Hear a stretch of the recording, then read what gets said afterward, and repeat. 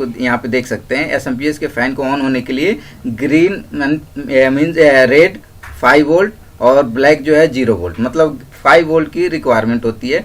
तो अगर एसएमपीएस से 5 वोल्ट की सप्लाई आउट हो रहा है तो हमारा फैन चलने लगेगा। अब येलो से, ऑरेंज से या किसी और वायर से सप्लाई आउट हो रहा है या नहीं हो रहा, अगर रेड से आउट हो रहा है तो हमारा एसएमपीएस का फैन चलने लगेगा, क्योंकि रेड पे 5 वोल्ट की सप्लाई होती है। ठीक है, तो अगर एसएमपीएस ओके है 100%, अगर हमें चेक करना है कि एसएमपीएस ओके या नहीं है, तो उसको क्या करेंगे, ग्रीन ब्लैक को शॉर्ट करने के बाद अगर उसका फैन घूमने लगता है तो उसके बाद से हमें एसएमपीएस के जो अलग अलग जो वायर है ना, इसको हम सप्लाई चेक करेंगे। उसके लिए हमें करना क्या है कि मल्टीमीटर को हम DC 20 पे रखेंगे और जो ब्लैक वायर है ना मल्टीमीटर का ब्लैक वायर, उसको जो है किसी भी ये जो कनेक्टर है ना, इसमें ब्लैक जो प्रोब है जिसमें ब्लैक वायर है उसके अंदर उसको लगा देंगे, और रेड वाला जो प्रोब है मल्टीमीटर का, उसमें हम फिर इसके अकॉर्डिंग जो है इसके जो कनेक्टर में जो वायर होती है उसके अकॉर्डिंग वोल्टेज चेक करेंगे। तो वोल्टेज क्या आना चाहिए, जैसे रेड में 5 वोल्ट आना चाहिए, ऑरेंज में 3.3, येलो में जो है 12 वोल्ट आना चाहिए, ब्लैक ग्राउंड जिसको नेगेटिव वोल्ट बोलते हैं, और ग्रीन जो होता है पावर सप्लाई के लिए होता है, ग्रीन और ब्लैक को ही शॉर्ट करते हैं तो हमारा एसएमपीएस ऑन होता है। और ये ग्रे जो है, ग्रे सप्लाई हो गया, ग्रे जो है ये 5 वोल्ट, इसको बोलते हैं PG पावर गुड, ये मदरबोर्ड को सबसे पहले मिलने वाला सप्लाई होता है। और पर्पल से 5 वोल्ट स्टैंड बाई, ये स्टैंड बाई जो होता है, स्टैंड बाई मोड पे जब कंप्यूटर चलता है तो उस कंडीशन में ये सप्लाई यूज होता है। ब्लू में -12 वोल्ट और वाइट में -5 वोल्ट। वाइट में जो -5 वोल्ट ये पहले वाले जो एसएमपीएस आते थे P1 P2 P3 उसके अंदर ये ज़्यादातर आता था। आजकल के जो एसएमपीएस है उसके अंदर जो है ये NC होता है, ये कनेक्टर नहीं होता है। ठीक है, तो अगर ये एसएमपीएस ग्रीन ब्लैक को शॉर्ट करने के बाद अगर एसएमपीएस का फैन चल रहा है और ये प्रॉपर हर एक वायर से ये जो सप्लाई है वो आ रहा है, और ये सप्लाई जैसे कि ये 5 वोल्ट है रेड से, 5 वोल्ट से एक वोल्टेज कम ज़्यादा भी हो सकता है, जैसे 12 है 13 भी हो सकता है, 11 भी हो सकता है, 5 है 6 भी हो सकता है और 4 भी हो सकता है। अगर 1 वोल्ट से ज़्यादा या कम का डिफरेंट है तो इसका मतलब है कि एसएमपीएस में प्रॉब्लम है। ठीक है, तो अगर ये प्रॉपर सप्लाई आउट हो रहा है तो एसएमपीएस बिल्कुल हमारा 100% ओके है।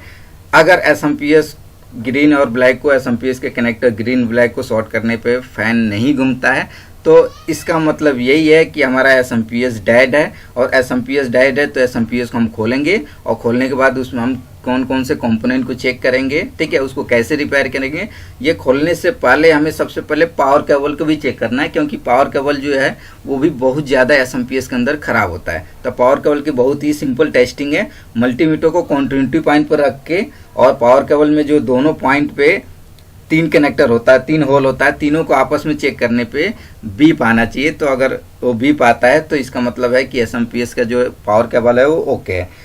अगर फिर भी जो है एसएमपीएस का पावर केबल ओके है, फिर भी जो है हमारा बोर्ड ऑन नहीं हो रहा है, यानी एसएमपीएस ऑन नहीं हो रहा, तो हमें करना क्या है, सबसे पहले जो है आप देख सकते हैं कि ये जो AC सप्लाई ये 2 वायर से यहाँ पर आ रहा है, और यहाँ पे क्या लगा है, एक एसएमपीएस में जो फ्यूज लगा हुआ है, और ये थर्मिस्टर एक NTC होता है जो रजिस्टर का काम करता है, ये टेम्परेचर को कंट्रोल करने के लिए होता है। और फ्यूज जो होता है, जैसे अगर बोर्ड में कहीं शॉर्टिंग होती है, सप्लाई ज़्यादा आता है तो उसकी सेफ्टी के लिए लगा होता है। तो इन दोनों को चेक करेंगे, सबसे पहले हमें इन दोनों को ही चेक करना है, फ्यूज और थर्मिस्टर। और इसकी बहुत ही सिंपल टेस्टिंग है, आपको मल्टीमीटर को कंटिन्यूटी पॉइंट पर रखना है, और कंटिन्यूटी पॉइंट पर रखने के बाद जो है फ्यूज को चेक करने में दोनों साइड से बीप आना चाहिए, और थर्मिस्टर भी दोनों साइड से बीप आना चाहिए। अगर ये थर्मिस्टर फ्यूज ओके है और फिर भी जो है एसएमपीएस हमारा ऑन नहीं हो रहा है, तो यहाँ पे लगा है ब्रिज रेक्टिफायर डायोड, जो 4 डायोड से मिलकर बना होता है।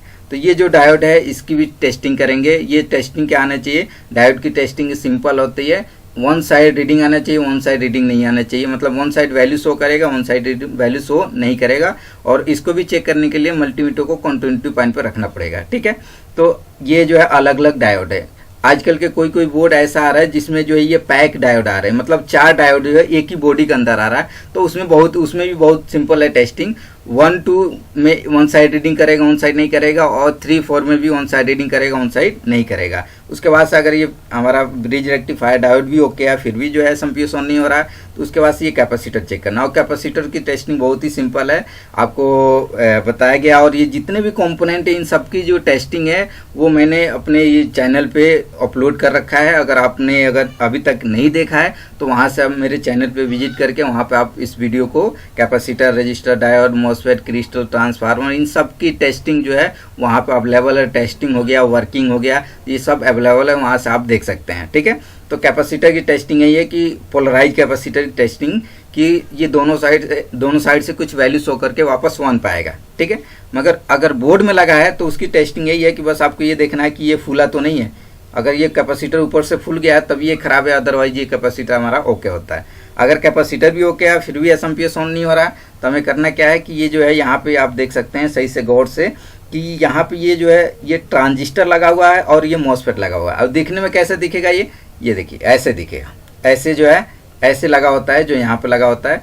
और सबसे बड़ी बात ये होती है कि इसमें तो 2 लगा हुआ है, किसी किसी में ज़्यादातर 3 लगा होता है।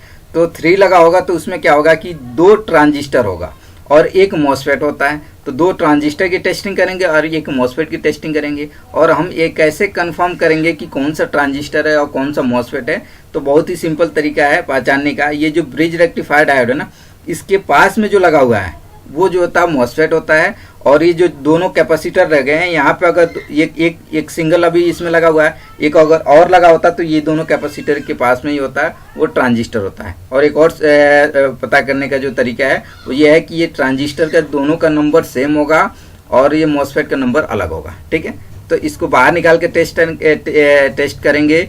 तो जो आपको बताया गया टेस्टिंग जो हमने वीडियो अपलोड किया है चैनल पे, उसमें टेस्टिंग इसका सबका दिया हुआ है।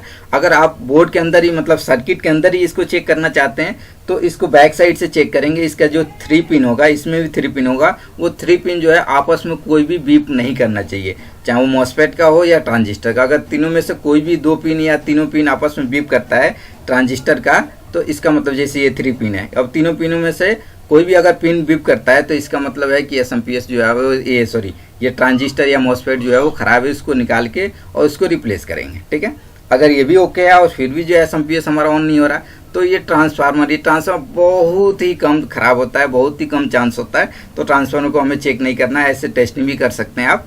उसके अलावा जो है इसमें जो खराब होने वाली होती है ये एक आईसी होती है जो 4 पिन की आईसी होती है, इसको ऑटो कपलर आईसी बोलते हैं। और ये जो है ट्रांजिस्टर और डायोड से मिलकर बना होता है।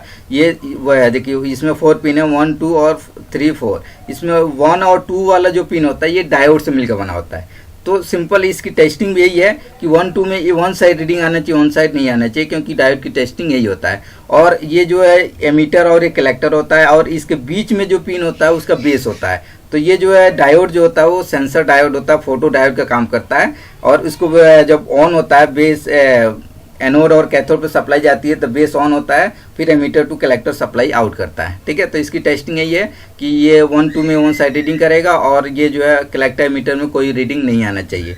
या आप सिंपल तरीके से चेक कर सकते हैं, ये आपस में चारों पिन में से कोई बीप नहीं करना चाहिए। अगर बीप कर रहा है तो खराब है।